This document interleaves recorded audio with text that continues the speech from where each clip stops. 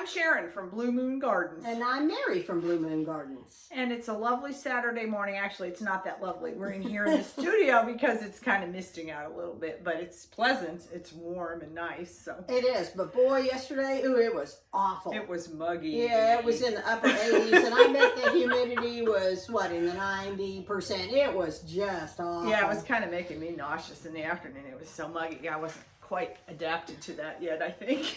But at least we're still getting rain, so that's a good thing. It is a good thing. So it's the weekend before Memorial Weekend, whatever date that is. I don't even know anymore. It's like the 16th today. What the date is. Yeah. So anyway, so we thought this morning we'd talk to you about ground cover type plants.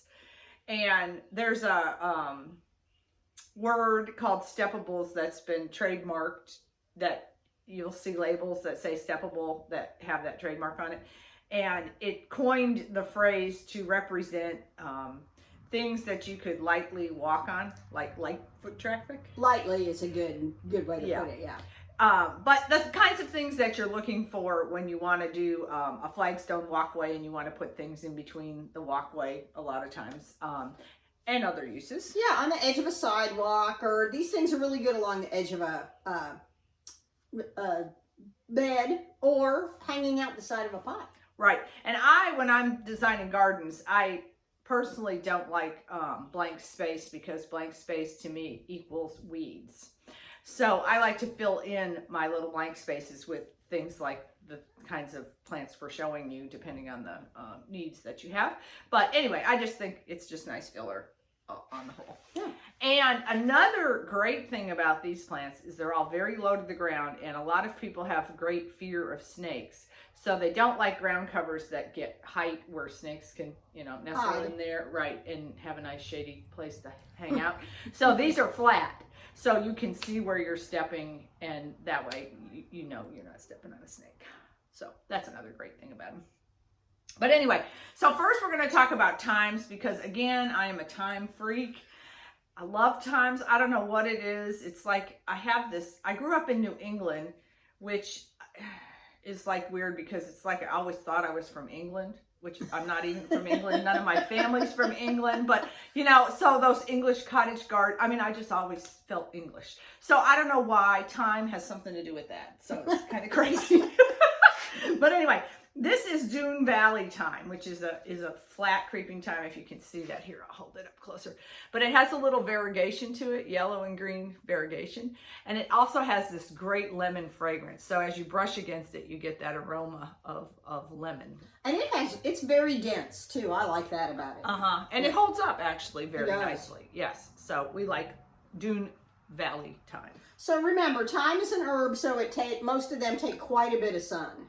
And good drainage. And good drainage. Thymes are really picky about that. So if you're putting them between flagstones, make sure water doesn't collect there. So, it helps if you put sand down underneath as your bed when you put your stones out. This is woolly thyme. And it really is woolly. It is. It's woolly and it's gray in color. So it has a really unique look to it, and I really like it too. Doesn't that bloom purple flowers? Yeah, I think so. Yeah, it's a really nice contrast when the flowers bloom in the spring to the color of the to the color of the leaves. So that's a good one. And then the last time I have to show you is Elfin Time, and it is the tiniest little leaf you can ever imagine. Stays really, really flat, and it's really easy to just take your knife and divide into fours and plug them in between your stones and things like that. Or even if you're doing a pot, you can, move it around the sides of the pot that way. But yeah, it's a cool little time. Yeah, so what you'd probably do if you're going to do that is you take it out of the pot, and I like to get a knife, because, boy, that's pretty rude bad, because I think that's an easy way to do it. And you just slice right down the middle, and then you can do that. Well, you can do it several times if you want, but I think quarters would probably be good on this 4-inch pot. And I actually oftentimes slice off an inch at the bottom too. Yeah. Yeah, and it doesn't hurt it at all. So be brave. This is great for fairy gardens too, if you want to do a fairy garden, because it doesn't get tall and cover up all your tiny little accoutrements in the garden. That's true. Okay, then another group of plants that we really like, and this is also really better for morning sun, afternoon shade, are the sedums. So there's a million kinds of sedums, but these are some of our most popular. If you're in a cooler climate than we are, they could probably do full sun. But in Texas, they really like afternoon shade. Mm-hmm. This is dragon's blood. So it has a little red in the foliage. The cooler it is, the redder it is. The hotter it gets, the greener it gets. Yeah, so in summer, it's going to be kind of green. Right. But that's nice because it has that red tinge to it. Oh, and we should point out that all these plants we've talked about so far are evergreen. So you have them even in the winter. And they also, all these plants, if you can see the little root hairs along here, will root and touch the ground as they go. So that makes them very easy to divide in the garden too, because as they root along, if you want to move a section, you just dig and pick it up and stick it somewhere else, which is great. Yeah, free plants. We all like free plants. Exactly. Okay, and then this is Sedum Linear, which is a green and white little sedum. I think it's adorable. And it can actually stand full sun. Remember that patch we had It out is there? one that will take it. Yeah, there's a couple I'll show you that will actually take it, but that's just really brightens up. And it keeps its color during the summer too. Okay, and then this one is Angelina, and it actually does have to have some afternoon shade on it. And it kind of has a little bit of gold, limey green color to the foliage.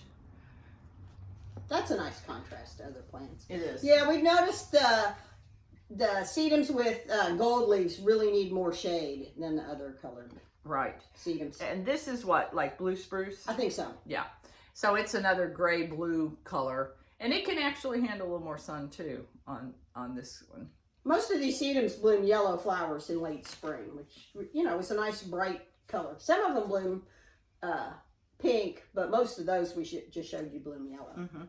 This is Kamchaticum, and it has a little unusual shape leaf, different than the ones we've just showed you that are linear. So that's kind of fun. Yeah, it kind of makes little rosettes instead of just flat. And the bloom is more reddish. It is. On it. Yeah, it's got yellow. a really nice flower on it. Very showy.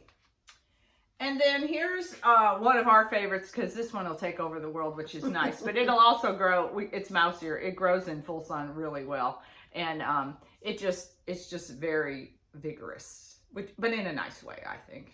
Not in a bad way. But we planted this in a spot that was under a tiny little tree, and that tiny little tree is now huge. So this is in a lot of shade, now and it's still doing great. Yeah, it has done both ways. It has. So that's nice to have things that'll grow in sun or shade.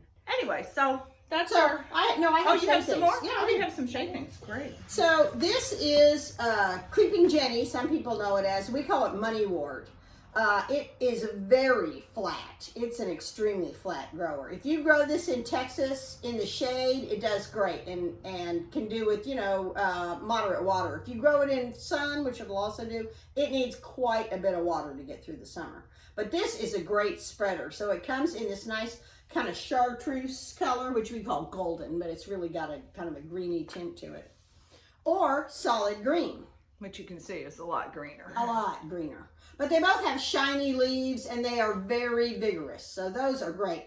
Their bloom is pretty inconspicuous. Yeah, I wouldn't even. Yeah, so count you on grow that most. And this really looks fabulous hanging out the edge of a pot. Yeah, we use it that way. It's a really great spiller. Yeah. And it's also pretty much evergreen. It is. Yeah. Well, at least here in Texas it is. This is strawberry begonia. Can you see? It grows like a strawberry. Even though, well, I think it is related to strawberry. It is a it is a saxifraga. So it's an ornamental strawberry. It has beautiful variegated foliage, and it has this dainty little kind of begonia-like flower on it. And then the babes. Yeah. So this spreads really well. It's not particularly winter hardy in a hard winter. So people north of probably zone 7 couldn't grow this We've as had an it out evergreen. Front though for Yeah. I mean it has come back near the right up against the shop. It has. So in a mild winter, it'll stay evergreen. Otherwise, it dies to the ground and comes back. But it's a really good spreader. And I like it because it has variegated foliage and it has some interesting texture too. It's a little... James laughs. My husband laughs when he watches our YouTube. He said, Sharon spends the whole time grooming plants. I said, yeah, that's her. We went and stayed at a hotel one time, my husband and I, and it had interior plants in there. It was a nice hotel. And I sat on the bed and I was looking at the plant over there, and I finally got up and started taking brown leaves off of it. And James says to me, you are on vacation. You don't have to work. I said, I am not going to be able to stay in this room for 3 days and look at that plant with those brown leaves. It will drive me crazy. So it looked a lot better when we left. I know, I hate going into restaurants and sitting there eating with plants, you know, that need grooming, or they're just covered in dust. It just makes me crazy. It's like, wash those things off. Yeah, they think about dusting off the tables, but not the plants. And really, if you have house plants, you really do need to keep the dust off of them because it makes them healthier too. It does. Yeah. It blocks the pores. Well, and I got to tell you, one reason we don't have a lot of these ground covers growing around the nursery here is because we have armadillos. And they just love digging up this flat stuff. They do. So a lot of these things we actually use as pot plants, and we have more success keeping them alive that way. So if you're country living, a lot of times you can't get away with a lot of ground cover, because the armadillos are just horrible. Yeah. But just know, you can't really use these as a pathway. You cannot tromp all over them. They might be steppable, but they're not walkable, really. You could brush by them and give them a little light foot traffic, but they can't stand being tromped all over. So, yeah. Yeah, it'll flatten them. It will. Yeah, and it breaks them. A lot of them are kind of fragile, particularly the sedums. The times actually hold up a little better. Right, because they're smaller. But yeah, the fleshy will sort of splooch it. Yeah. So anyway. But anyway, it's fun to plant all these cute little things in all your little pots if you can't plant them in the ground. It is, yeah. They're great to grow. Thanks for joining us. Thanks. Have a happy weekend.